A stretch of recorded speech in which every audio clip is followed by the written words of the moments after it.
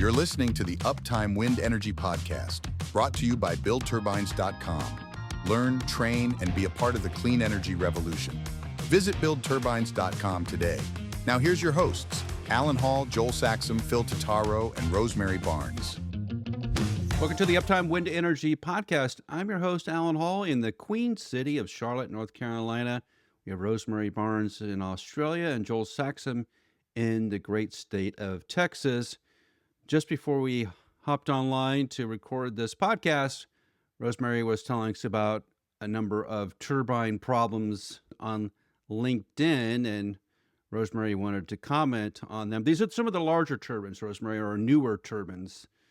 Some of them onshore, some of them offshore? For the most part. Both onshore and offshore. Some a little bit older, but the common thread is just like spectacular failures of multiple blades at once across multiple turbines at once. The one I saw most recently had blades smashed to pieces. It had towers that had just like fallen apart, like it was like they weren't bolted together, like it was just blocks stacked on top of each other, and they had, just an angry baby had just topped them over. That's what it looked like.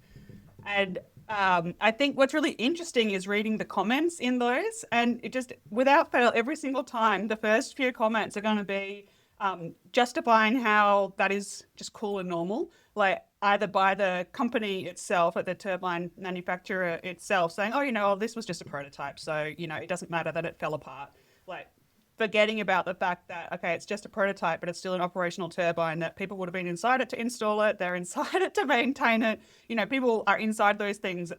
They're not supposed to be able to just fall apart by the time that it gets to that point. I think I've seen some of these same posts, Rosemary, and one of the ones that I saw recently was it wasn't new, it wasn't prototypes. It was like, there's a picture, there's 4 turbines, and of the dozen blades in the picture, 9 of them are gone. It's just a nacelle hub with like little stubs on 3 turbines. And those are only like 850 kilowatt, 1 megawatt, 1.5 megawatt machines. They're old.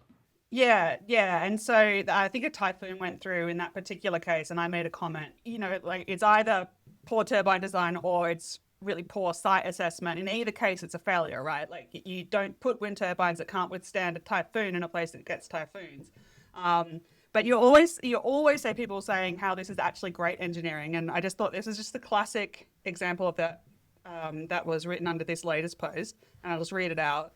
The pictures point to the designers of these turbines having done that, designing to a certain wind speed, having done that to a high degree of consistency. I note 3 failure types in the pictures: blade snap, tower buckling, and bolt failure, pointing to all parts having been designed to the same survival wind speed. Looks like they did their job well. And it's just like, what? You look at this part of like it's Godzilla has run through this wind farm, and like, that looks like a job done well. Well done, guys. It's just like, if we can't learn anything as an industry from these kinds of things, then, how can we expect to have a bright future for the industry? Like, it's one thing to fail, but if you look at a failure and say that's actually a success, that is just the worst possible outcome. We have to be able to say what went wrong, what do we do to make sure this doesn't happen again.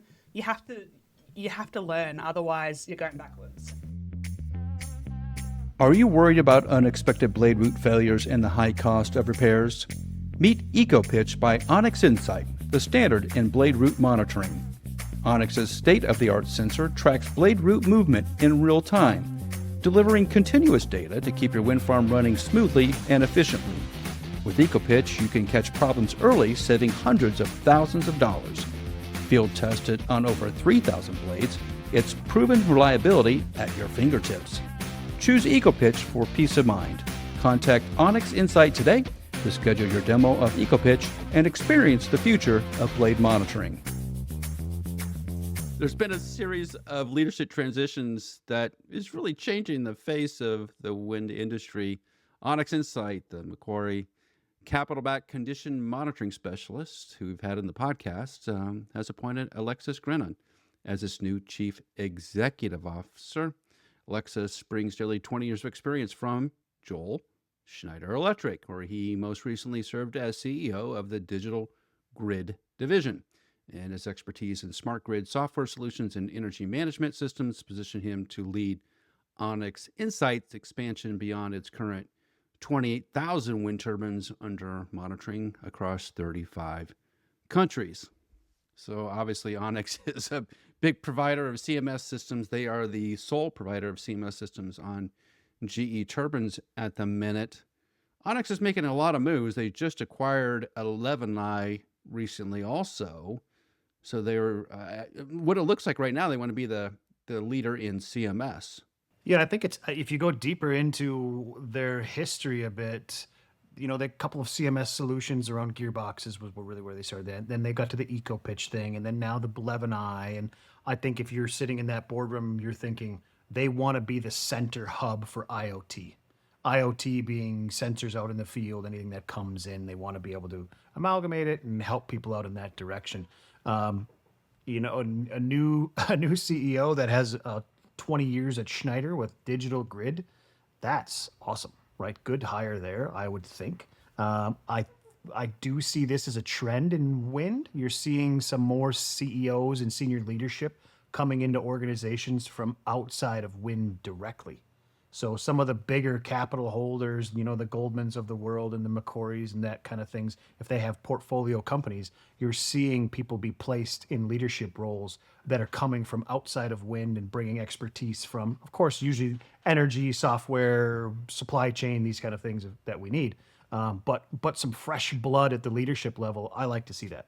Well, the addition of the grid coming into Onyx, is that an expansion plan? Because there is a lot of work going on expanding the grid and monitoring the grid and making the grid carry more energy than what it was originally designed for. And I've listened to a number of podcasts over the last month that talk specifically to it. It is a definite growth area. You think this could indicate a move into other areas besides just the basic wind CMS solutions? Well, let's think about it this way. So in wind, when you have wind-specific companies, you're starting to see in tenders, or you have been seeing in tenders for the last few years, even just the most basics, inspections, okay? We're inspecting blades, here's your RFP. Now those blades say, and blades plus BOP, so we want you to do the transmission lines. And then you're seeing some of them that are BOP plus substations. So all the way back to the edge of the wind farm where it connects to the grid. So companies are adjusting, like you've seen SkySpecs adjust to that. You know, whether it's partnerships or expanding things internally, and other companies as well, even down to the ISPs starting to do more and more and more because they're being asked to. This makes sense because at the end of the day, if you're working for a subset of customers, there's only so much budget in turbine work. And if you want to expand your company and grow, you need to expand in other areas. So why not just keep going down the line of connection to the grid, inter wind farm issues, those kind of things out of the wind farm. So I don't know if that's Onyx's plan, but I can see that. I think that from a strategic standpoint, it makes sense. Well, as Schneider is involved in all kinds of aspects of the grid worldwide. So I would assume bringing in a new CEO would open up maybe some horizons to Onyx, and maybe there's adjacent businesses that they should be in because they have a lot of technology and they're a pretty smart group. They may want to expand out of wind just a tiny bit, just to test the waters, see what they could do there. Going to solar seems like an obvious choice, but there could be other areas that they may want to look at least in the short term, to see if they can add value.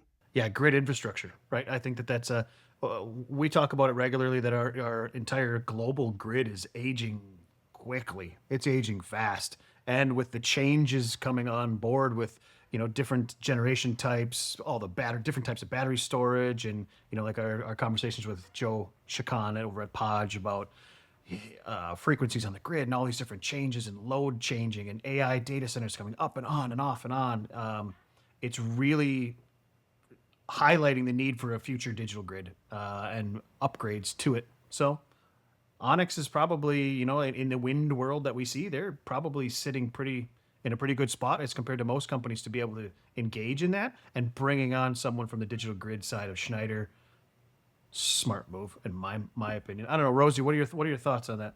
In general, I think it's really good to move people around to similar industries or a little bit different roles. I think that's a real way to drive innovation forward by bringing in different perspectives. I know that I found myself appearing more innovative when I lived in Denmark, just purely because I had seen and experienced and done things in a different way, solved similar problems in a different way, just through what the kinds of engineers I worked with early in my career. It was different to the way that a lot of Danish people had been taught to approach problems, and it just, when you bring in a few slightly different people, it really expands the amount of options that you have on the table for solving new problems as they come up. And all of these kinds of industries are doing stuff that hasn't been done before, right? So I think you do want to have as many different options as you can come up with to end up with the good solutions. And you'll get more options if you don't choose people that are all from the exact same background. So I think in general that it's always good to shake things up. In this quarter's PES Wind magazine, there's a lot of great articles that you need to read. And the way to do that is go to peswind.com and download your free edition. And we want to talk about an article in the magazine this quarter, Joel, which is hybrid brakes, yaw brakes, and why you would use them, why this is a little bit different than what we typically see on like a GE machine. Siemens Gamesa uses these quite a bit, which are sort of a passive and an active. So a brake. So there's a hydraulic cylinders and there's some active pads that close, but there's also some static pads. And they're using slip rings instead of a bearing surface to rotate the yaw. So if that makes sense, to do an active system, you can really put stress on your ball bearings and probably flatten them over time if you keep squeezing enough. With this system, it's a little more control, a little more precise. So I think the argument they're making is that it simplifies the system. So there's some complexities to it, but overall, it costs less. And that's what we should be doing in engineering, right? Trying to figure out ways that maybe it just costs a bit more for a component, but less overall. Is it a direct retrofit? Like, is this hey, we've had a component fail, so we want to put a new system in? Or is it like, hey, let's swap it out now as a CapEx cost? Or is it like during repower? When are they putting this on? It's from Dellner Wind Solutions, and they're doing it as part of OEM work, right? It does take a little bit of finite element analysis because of the way it loads up the yaw system, so you want to make sure that it doesn't overload it if you're going to use it. But it's one of those things in wind, like you would try to choose a simpler system on a smaller turbine. As you get larger and larger, your approach probably changes, and this is what Dellner is pointing out. I've noticed that actually, if you've frequented any wind conferences, technology shows, exhibitions, you will know where Dellner is because everything on their booth is lime green. I love that. I think it's a great approach. Which everybody knows, it's like seeing the Deme ships or the ESVAG ships in a port. You're like, you know what that one is right away. But that's what Dellner does, right? They have parts that are direct replacements. Great, this is the part. We've made it a little bit better, but it's a direct replacement. But they also are re-engineering things, making them better for the long haul from a operations standpoint. Because I've seen some of their pitch. They have different kind of pitch systems and stuff as well that they are retrofits for specific machines that have trouble with them. But yeah, this one to me, I'm not an expert on yaw brakes. Of course, that's not my thing. But I do know that whenever you have to deal with that yaw system, whether it be the gearing, the brakes, or the pucks and the GE go bad all the time, like it's an undertaking. Down to the point where people have developed up-tower machining processes to fix issues with the yaw system and whatnot. So if someone is putting this much engineering effort into fixing a problem, it's definitely a problem. Yeah, you can think about the problem though. You have so much weight up in the nacelle, and you're trying to pivot all the time, and the wind is trying to move the nacelle whether you want it to or not. The yaw system kind of takes all the abuse. So designing a system to last is really the key here without breaking things. I mean, how many turbines have we seen where the yaw gear teeth have been damaged or broken off because the brake system is not really de-stressing those teeth? It matters a lot. So as we get more and more efficient with wind turbines, we're going to be thinking about all the different components that go into a wind turbine and making them more efficient, making them last longer, making them cost less. So if you haven't downloaded the latest PES Wind magazine, do it. You can read this article from Dellner. Just visit peswind.com. As wind energy professionals, staying informed is crucial and, let's face it, difficult. That's why the Uptime Podcast recommends PES Wind Magazine. PES Wind offers a diverse range of in-depth articles and expert insights that dive into the most pressing issues facing our energy future. Whether you're an industry veteran or new to wind, PES Wind has the high-quality content you need. Don't miss out. Visit peswind.com today. Well, in the U.S., when a wind company wants to put some turbines on your farm, the operator just talks to each farmer individually and negotiates a deal. Now, a lot of those deals are very similar, but you may find from neighbor to neighbor slight differences, and farmers are getting smarter over time, clearly. A professor or assistant professor up at Purdue University, and Purdue's in Indiana, kind of central part of the United States, explains that landowners can be paid up to $10,000 per acre annually to lease to wind energy companies. And that's a great amount of money. I'll take that. And the turbines only occupy maybe 1 to 3 acres, and so you can continue to farm your several hundred acre parcel. But this professor notes that the farmers are starting to consider other factors than just the money, including the visual impact, community relationships, which is the big one, I think, lately, and political beliefs about renewable energy, which Jolt talks about all the time up in Wisconsin. The advice from the professor is have an attorney to review the lease and to make sure that the wind operator is going to restore the land to its original condition once they stop using the turbines. And I think that makes a ton of sense. So you're seeing a slight shift in the way that landowners are coming to agreement with some of the operators. It is about the money, a large part of it, but they're also trying to navigate the neighborhood situation where they don't make their neighbors upset. Now, you can imagine a lot of them have been there for generations, and they don't want to really make the neighbors mad at them. So you're seeing a lot different types of leases coming about now than maybe you saw 5 years ago even.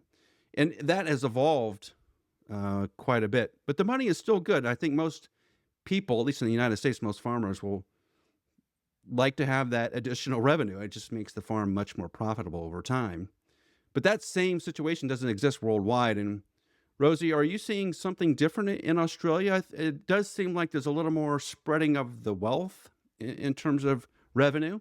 I actually listened to a good podcast episode on this recently. It was the Switched On, not the Bloomberg Switched On, but the Renew Economy Switched On. And they interviewed a now retired farmer who had one of the very early wind farms in Australia put on his farm. And I mean, his story was overall very positive.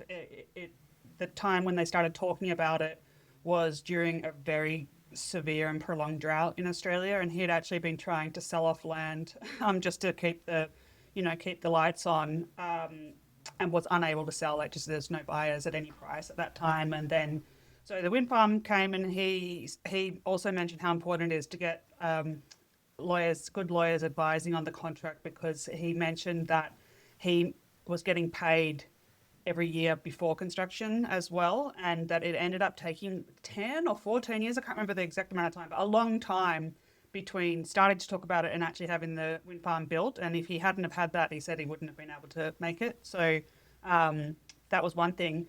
But yeah, so overall it was very positive for him. He was eventually able to sell his farm and retire nicely with a profitable farm. He also mentioned that he was able to do a lot of upgrades on the farm with the revenue that was coming from the wind turbines. So when he went to sell, it had all new fences and stuff like that made it very attractive and easy to sell. But he also mentioned a few things that were just really bad, and he sounded really angry in that episode, where he said at that time it was like the wind developer knew everything and the farmers knew nothing, and they tried to keep it that way. Like, he had a brother on a neighbouring property who was also in discussions about wind turbines, and they were forbidden from talking to each other.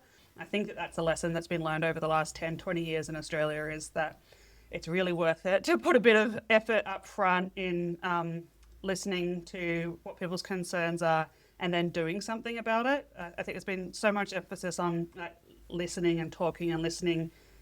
That's not the important part. The important part is then understanding what the issues are and then, removing those barriers. And, money is a big part of that. I spent 8+ years dealing with these issues in the field with landowners on oil and gas projects, right? So there's stages of oil and gas projects from exploration to production and all these different things. And everybody gets different lease payments and access payments along the way. And if if someone has locked up your land in the 70s, you may only be getting $5. And if someone has this, they're getting more. What ended up happening is you need to, and we're in the same space in wind, because those same people, those same professionals, landmen and permit agents and stuff that worked in oil and gas work in wind and solar as well. It's the same companies. It's the same ideas. Yeah, same groups. Yeah, same groups. They need to distinguish and make sure they're taking care of participating landowners and non-participating landowners. And the non-participating landowners, just like we're talking about here, they're just as important as the participating ones, because they're the ones you're going to piss off. So you're starting to see some payments going directly to them as well. Like if you're within X amount of feet of a turbine, even if you're not on your land, you're starting to get a little bit of a payment in some areas, in some spots. But one thing I want to flag is at the beginning of this, we talked about bringing a lawyer in and having them look at certain things. I would say this, and maybe the wind industry developers are going to hate me for this, but there's a legal concentration called a favored nations clause or a most favored nations clause. If you are a part of anything of this sort, make sure signing any contract for wind, non-participating, participating, make sure you have a clause like this in your contract, because it will basically state, wind farm goes in 100 turbines. If they're offering you $5 an acre and they're offering your neighbor 1,000, you get 1,000 too. It makes everybody equal in the playing field. It doesn't give anybody, better terms and conditions. Once one person gets a term and condition that's good, everybody gets it that has that most favored nations clause in their contract. So have a lawyer institute that if you're going to be a part of one of these. Yeah, the other thing that was pointed out in the article was a lack of increasing payments adjusted to inflation. So some of the farmers are pushing back because inflation is relatively high. So if you got $10,000 per acre per year in 2035, you may want to see something more like $15,000 per acre per year because of inflation. That, to me, makes a lot of sense, but I know a lot of leases don't work like that. They're just a fixed price. It's today's price, and it stays that way until the end of the lease. It's just simpler to do. There's a lot less math to do.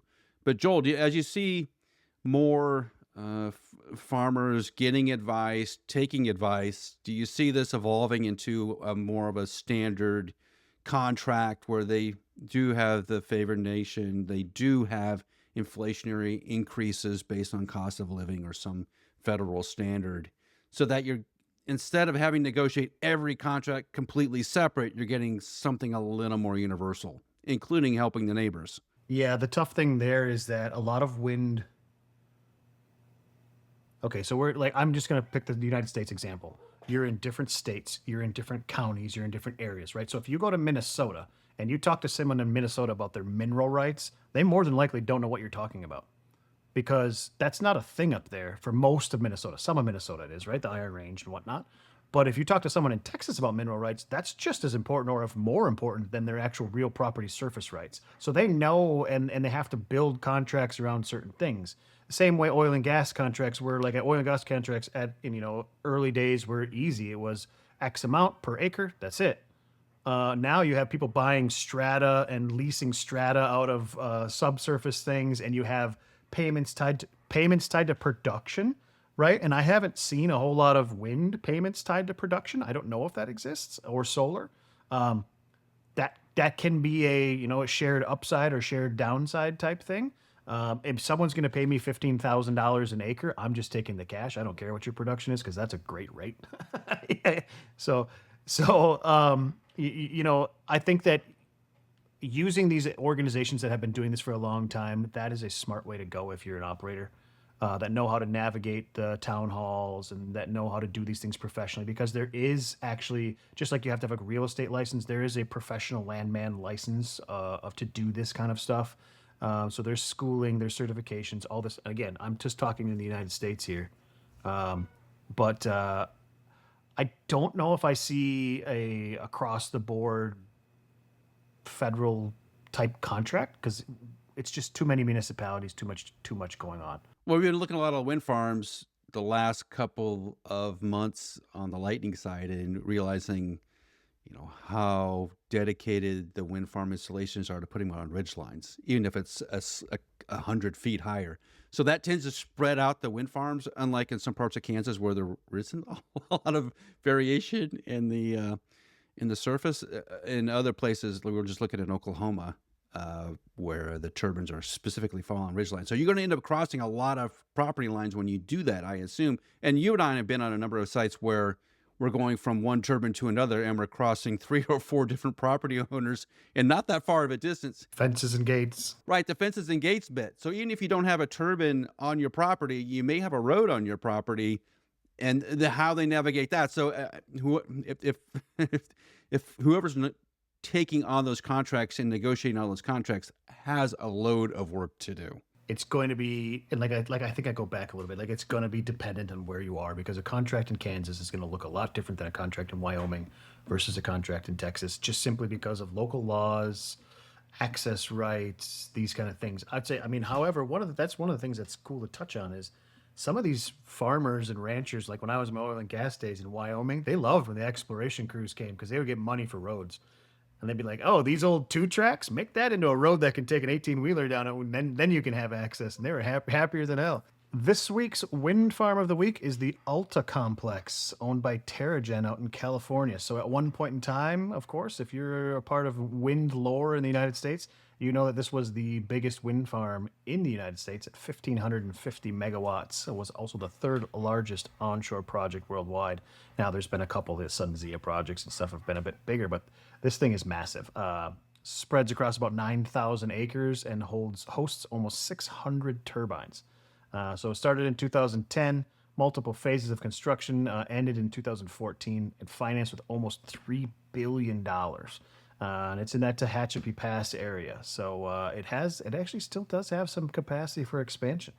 But we wanted to share this one because of just the size and scale of this thing, being that it's so big, and as well, long-term power purchase agreement signed with Southern California Edison. The output averages enough power to power about 450,000 homes annually, which is just massive. It's created over 3,000 jobs, and I think this one, the economic story, might be the feather in the cap. Is it injects over $1 billion into the regional economy, which is just massive. So kudos to the wind industry for making this one happen. But looking ahead, it is a bigger part of that Tehachapi wind resource area when it has expansion potential of up to 10 gigawatts as California continues to grow out its renewable grid. So this week's wind farm, the Alta Wind Complex, owned by TerraGen out there in California, the wind farm of the week. That wraps up another episode of the Uptime Wind Energy Podcast. Thanks for joining us. We appreciate all the feedback and support we receive from the wind industry. If today's discussion sparked any questions or ideas, we'd love to hear from you. Just reach out to us on LinkedIn, particularly Rosemary. And please don't forget to subscribe so you never miss an episode. So for Joel, Rosemary, I'm Alan Hall, and we'll catch you next week on the Uptime Wind Energy Podcast.